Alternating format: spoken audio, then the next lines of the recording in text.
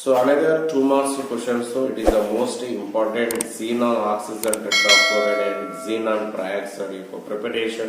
Next one structures shape గురించి చెప్తున్నాము. So ఇందులో xenon oxygen tetrafluoride, xenon trioxide, xenon oxygen tetrafluoride preparation లో xenon hexafluoride water molecule తో reaction జరిపినప్పుడు xenon oxygen tetrafluoride 2 moles of hydrogen fluoride formation అవుతుంది. So దీని statement ఎలా రాస్తుంటే xenon hexafluoride in react with the water molecule in the formation of xenon oxygen tetrafluoride plus 2 moles of hydrogen fluoride.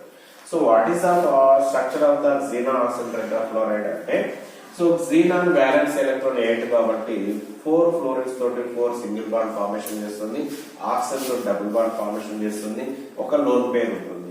కాబట్టి దీని యొక్క hybridisation ఏమవుతుందంటే sp3d2 అవుతుంది. sp3d2 అయినప్పుడు actual గా దీని యొక్క షేప్ ఏం కావాలంటే ఆక్టాహెడ్రల్ కావాలి. కానీ ఇక్కడ ఏమైతుంది, ఒక లోన్ పేర్ ఉంది కాబట్టి దీనికి స్క్వేర్ పిరమిడల్ వస్తుంది. xenon tetrafluoride 2 లోన్ పేర్స్ ఉంటాయి కాబట్టి square planar, xenon oxygen tetrafluoride అనేటువంటిది ఒక లోన్ పేర్ ఉంది కాబట్టి స్క్వేర్ పిరమిడల్ వస్తుంది. నెక్స్ట్ xenon trioxide ప్రిపరేషన్ తీసుకుంటే xenon hexafluoride వాటర్ మాలిక్యూల్ తోటి 3 moles ఆఫ్ వాటర్ మాలిక్యూల్ తోటి రియాక్షన్ జరిపి xenon trioxide and by product 6 moles of hydrogen fluoride formation అవుతుంది. సో దాని యొక్క స్ట్రక్చర్ వచ్చేసి xenon అనేటువంటి వాలెన్స్ ఎలక్ట్రాన్ 8 ఉంటాయి. ఇక్కడ ఆక్సిజన్ తోటి బాండింగ్ అవుతుంది కాబట్టి ఆక్సిజన్ తోటి డబుల్ బాండ్ ఫార్మేషన్ చేస్తున్నాయి.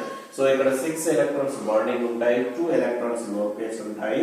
సో ఇక్కడ దీని యొక్క 4 బాండ్స్ ఉన్నాయి కాబట్టి అంటే 4 బాండ్స్ ఉన్నప్పుడు మనకు వచ్చేటువంటి హైబ్రిడేషన్ sp3. ఒక లోన్ పేర్ ఉంది కాబట్టి దీనికి pyramidal like that in the ammonium molecule. Ammonium కూడా ఒక లోన్ పేర్ ఉంటుంది. అప్పుడు దానికి అమోనియం తీసుకున్నప్పుడు ఇలా లోన్ పేర్ అనేటువంటి ఉంటుంది, ఒకటి 3 బాండ్ పేర్స్ ఉంటాయి. ఇది పిరమిడల్ స్ట్రక్చర్. అట్లనే ఇది కూడా పిరమిడల్ స్ట్రక్చర్స్ ఉంటుంది. సో ఇది ఇక్కడ xenon ట్రయాక్సైడ్ యొక్క structures and xenon oxygen tetrafluoride యొక్క స్ట్రక్చర్ ప్రిపరేషన్ అయితే మనం రాయాలి.